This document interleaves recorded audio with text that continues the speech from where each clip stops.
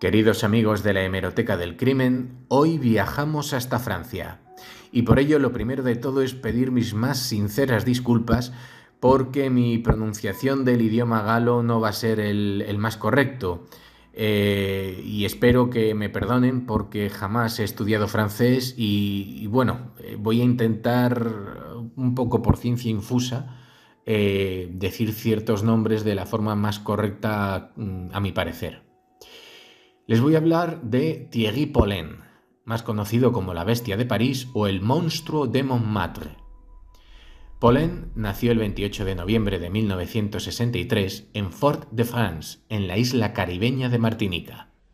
Tan solo 2 días después de su nacimiento, su padre Gaby, de raza blanca, aunque no dudó en reconocer al niño como suyo, abandonó a la familia, dejando a su madre Monette, adolescente nativa de color, sola para cuidar al bebé. Sin embargo, Pollen fue criado por su abuela, quien tenía un restaurante y supuestamente prestaba poca atención a su nieto. Cuando tenía 10 años, Pollen comenzó a vivir con su madre casada con otro hombre y con sus 3 nuevos hijos.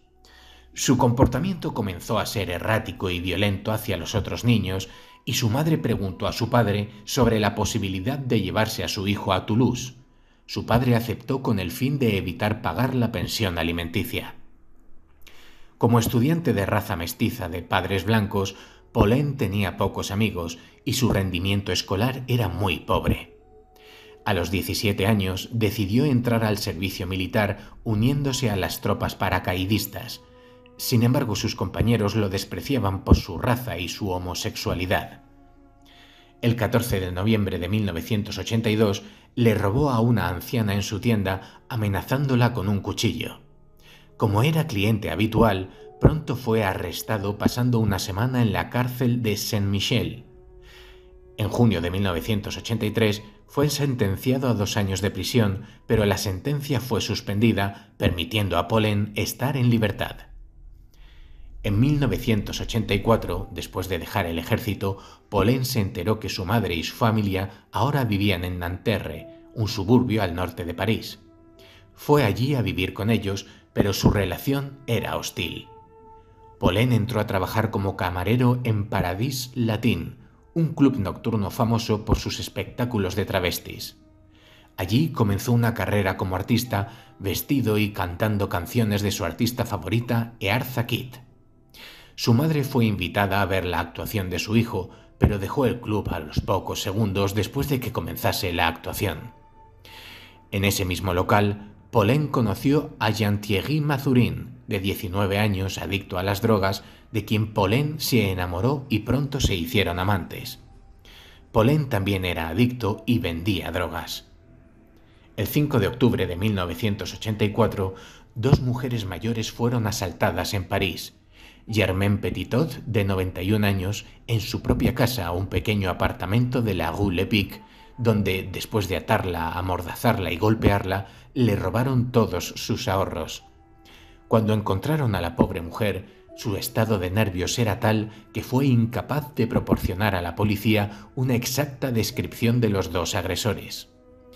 Ana Barbier Ponzús, de 83 años, quien a última hora de la mañana regresó a su casa después de hacer la compra, acababa de meter la llave en la cerradura de la puerta cuando atacaron súbitamente, golpeándola y asfixiándola luego con una almohada.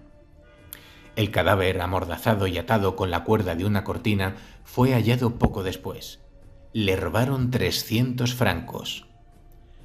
4 días más tarde, el 9 de octubre, los bomberos recibieron una llamada para sofocar un incendio en la Rue Nicolette, en el distrito 18. En medio de las llamas descubrieron el cadáver de Suzanne Foucault, de 89 años. La anciana había muerto asfixiada con una bolsa de plástico. Su reloj, valorado en 300 francos y 500 francos más, habían desaparecido. El lunes 5 de noviembre apareció un nuevo cadáver. Iona Seigaresco, una maestra jubilada de 71 años que recibió una paliza mortal después de ser amordazada y atada con un cable. Cuando descubrieron el cuerpo en su apartamento del Boulevard de Clichy, la mujer llevaba muerta 2 días. La violencia empleada por el asesino era extraordinaria. La mujer tenía la nariz y la mandíbula rotas y habían empleado una bufanda para semiestrangularla. La autopsia reveló que todos los huesos de la parte derecha del cuerpo se hallaban destrozados. El asesino se llevó consigo 10.000 francos en bonos del tesoro. 2 días después, el 7 de noviembre, encontraron un nuevo cadáver en la rue Marc Seguin.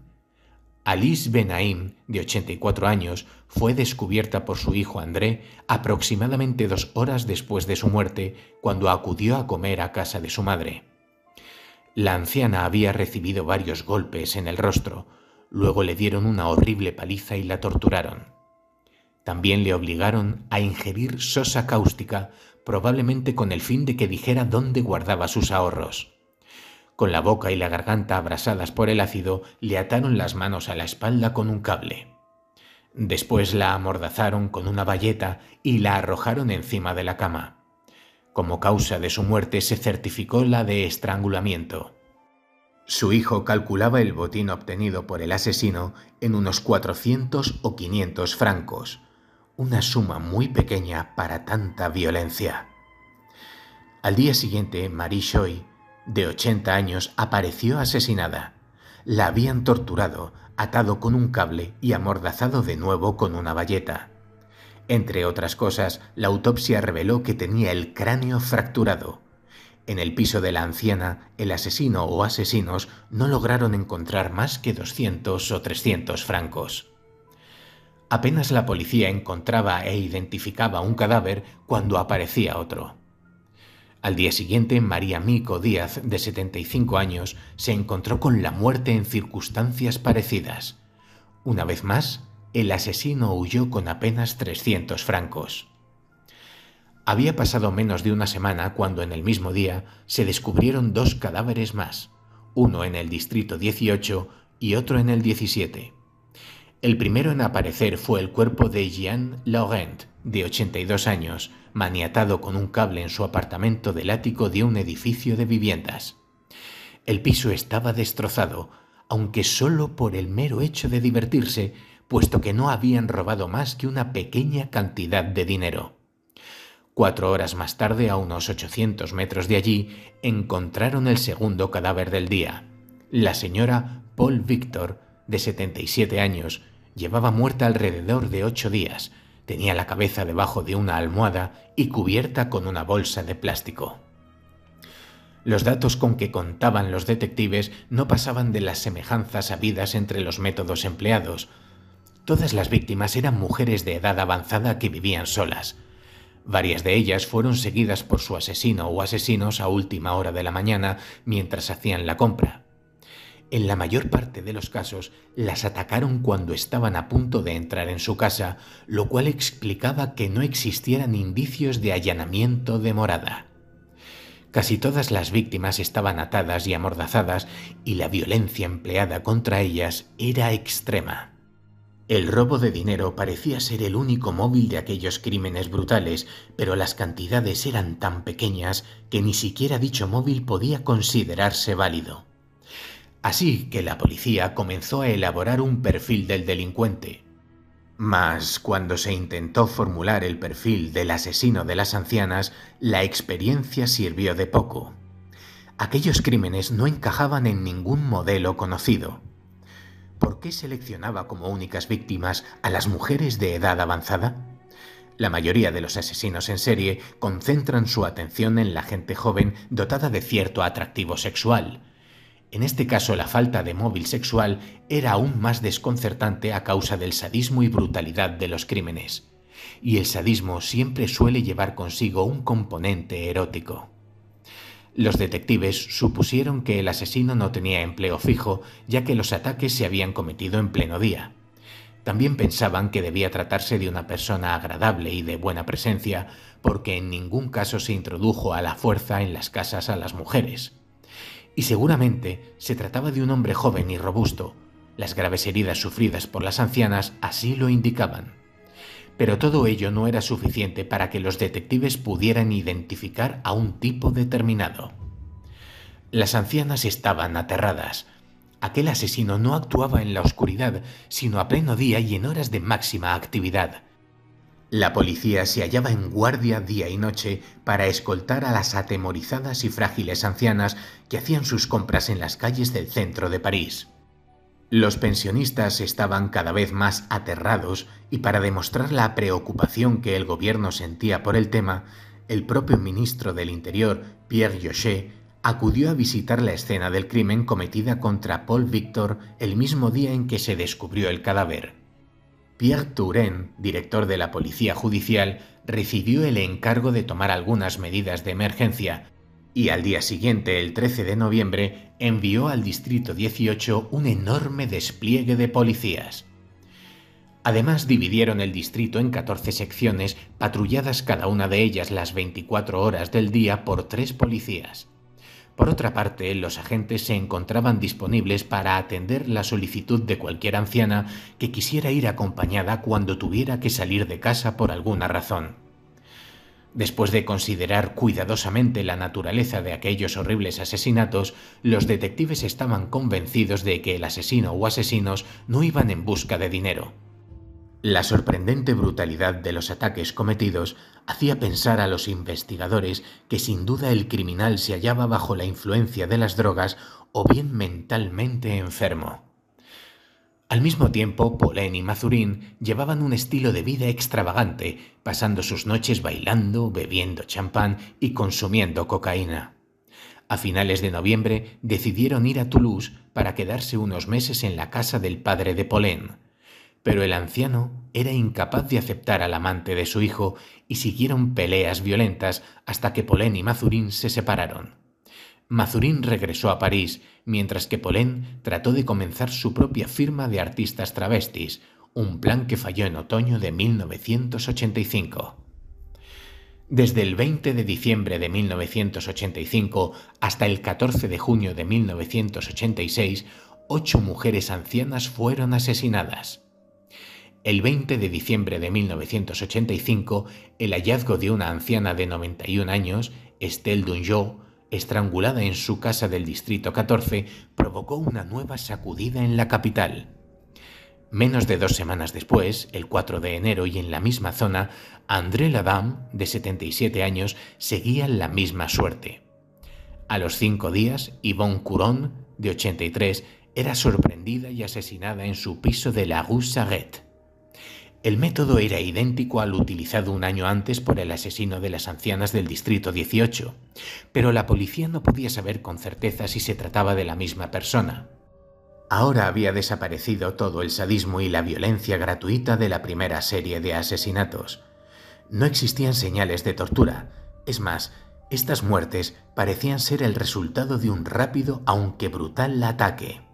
De cualquier modo, la sombra del asesino de las ancianas gravitaba sobre los recientes crímenes y para los pensionistas de París era más que evidente que el asesino se había limitado a cambiar de zona. La situación empeoró a toda velocidad.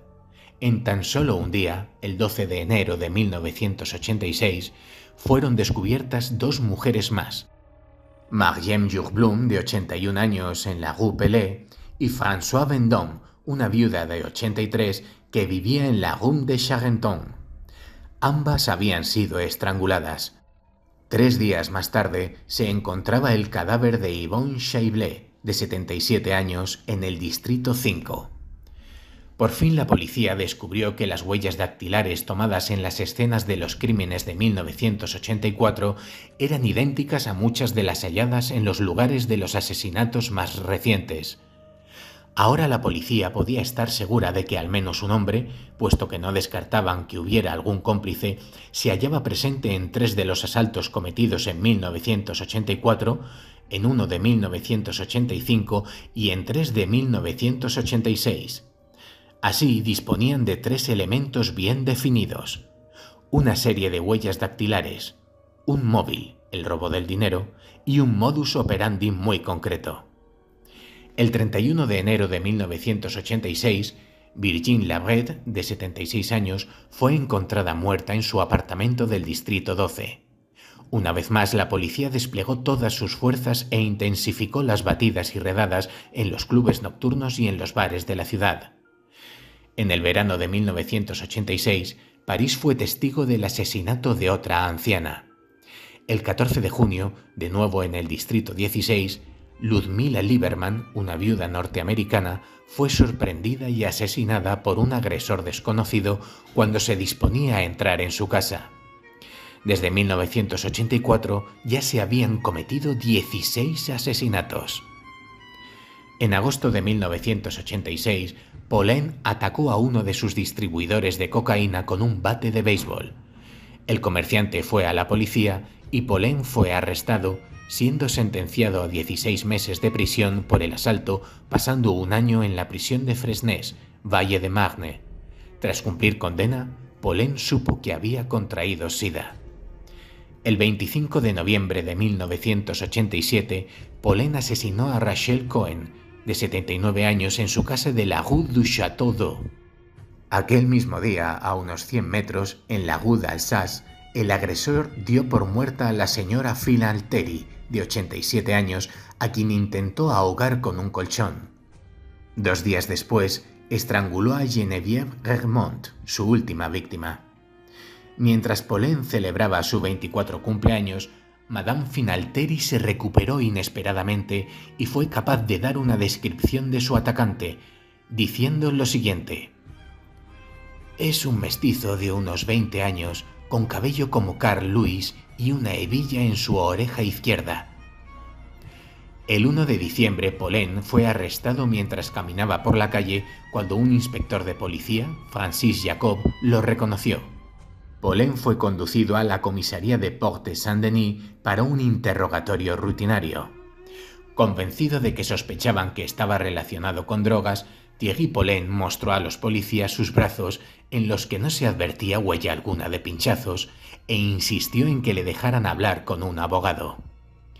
Entretanto, el inspector Jacob había descubierto que el sospechoso contaba con un historial de delitos relacionados con las drogas, así que se puso en contacto con el jefe de la BRB, Brigade de Répression du Banditisme, y con el de la Brigade Criminelle, a cargo de los archivos de identificación de delincuentes y de sus historiales.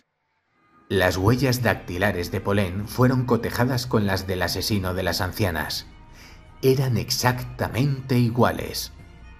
Poulain fue interrogado sin interrupción durante 43 horas, confesando más de 20 asesinatos, y relató embarulladamente los primeros crímenes y luego los siguientes, mezclando a menudo las fechas y los nombres de las víctimas. A lo largo del interrogatorio, el detenido no dio muestra alguna de remordimiento. Al parecer, era absolutamente incapaz de comprender la terrible gravedad de sus crímenes. Poulain dijo a la policía que no siempre había actuado solo y les dio el nombre de su cómplice. Se trataba de Jean-Thierry Mazurin. Luego se ofreció gustoso a proporcionarles la dirección de su compañero, quien fue arrestado de inmediato. Mazurin admitió haber tomado parte en los primeros asesinatos cometidos y después de ser arrestados, ambos hombres pasaron a estar bajo custodia. Después de 2 días en calabozos, Poulain admitió todo, incluyendo su cooperación con Mazurin. Acusado de 18 asesinatos, aunque él se atribuyó la responsabilidad de 21, fue enviado a la prisión de Fleury-Mérogis a la espera de juicio. Ya en la cárcel, la principal actividad de Poulain se redujo a coleccionar todos los artículos de los periódicos que hablaban de él. A principios de 1988, Poulain cayó enfermo mientras su cuerpo comenzaba a sucumbir a los efectos del SIDA. En un año fue hospitalizado en el Hospital Claude Bernard de París, en un estado de parálisis casi total, sufriendo de tuberculosis y meningitis. Murió durante la noche del 16 de abril de 1989 en el ala del hospital de la prisión de Fresnes. Tenía 26 años. Nos encontramos ante un caso de extrema violencia con una sucesión de crímenes sin igual, faltos de toda piedad. Poulain era un hombre despiadado, quizá por la falta de afecto que tuvo durante su infancia, quizá por la crueldad con que fue tratado por la vida. Lo único seguro es que no asesinaba por dinero y que no era un drogadicto. Sus crímenes carecían de significado erótico. Thierry Poulain, el asesino de las ancianas, continúa siendo, pues, un enigma.